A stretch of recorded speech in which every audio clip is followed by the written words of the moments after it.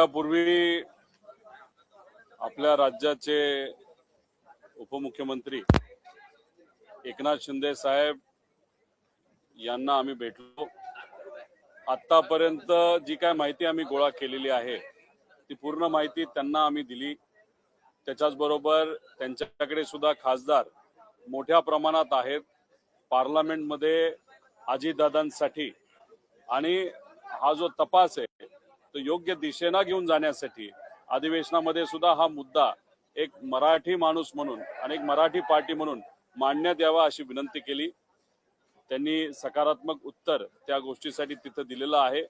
व तसंच जे जाधव नावाचे PSO होते अजितदादांबरोबर, त्यांच्या पत्नी या ठाणे महानगरपालिकेमध्ये काम करतात कॉन्ट्रॅक्टवर, तर त्यांच्या बाबतीत सुद्धा परमनंट काय आपल्याला करता येईल का अशी सुद्धा विनंती तिथे केलेली आहे। त्याच्याबद्दल सुद्धा ते सकारात्मक आहेत।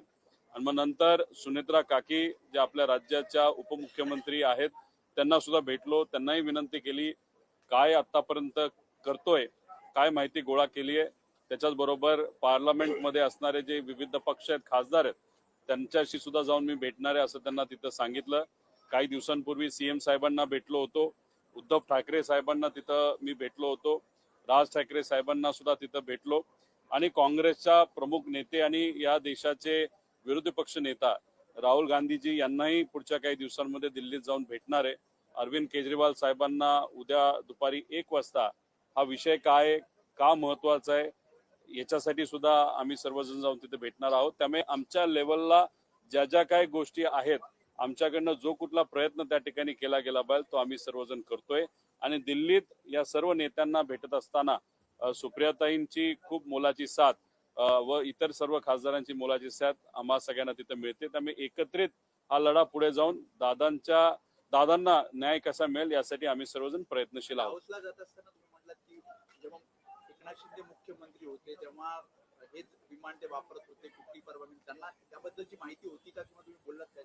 नाही, विषय फक्त अजितदादांचाच आम्ही बोलत होतो, अजितदादांच्या विषयावरच त्या ठिकाणी चर्चा झाली, बाकी कुठलीही इतर चर्चा तिथं त्या ठिकाणी झालेली नाही। फक्त जसं इतर नेत्यांना आम्ही विनंती केली होती तसंच एकनाथ शिंदे साहेब सुद्धा मोठे नेते आहेत, त्यांनी सुद्धा प्रवास करत असताना विमान ते हेलिकॉप्टरच्या बाबतीत काळजी घ्यावी अशी विनंती त्यांना केली। इतरही म्हणजे मुख्यमंत्री साहेबांना तशीच विनंती केली होती।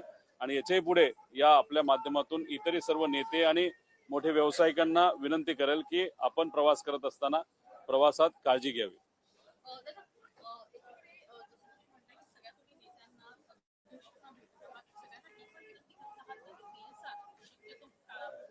नाही, 100%, कारण का एकनाथ शिंदे साहेबांबरोबर जी घटना त्या ठिकाणी घडली ही तर आपल्या सगळ्यांना तिथं माहितीच, मी त्याचे काही पुरावे त्या ठिकाणी दिलेले आहेत।